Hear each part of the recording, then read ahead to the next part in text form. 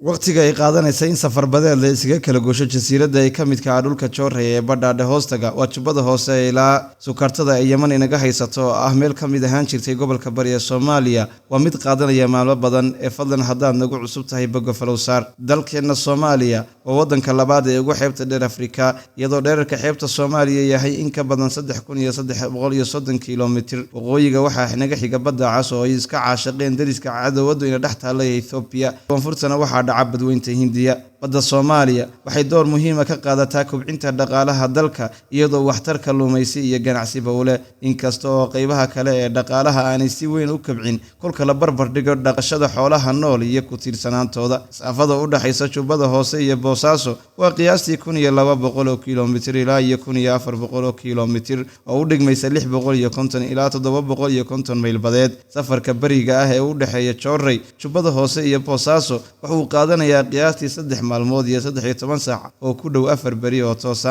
marka la tixgeliyo turuufaha badda sida dhaqdhaqaaqa biyaha iyo xawaaraha ku safarka baddu waxa uu safarka badda qaadan karaa waqti dheer iyadoo ku xiran nooca markabka xaaladda badda jidadka badda iyo joogsiyada dheeraadka ah sida caadiga ah safar badeed Soomaaliya loo kala safro oo jubbada hoose ka bilaabanaya ilaa Boosaaso oo bari Soomaaliya ah waxa uu qaadan karayaa 6 maalmood ilaa isbuuc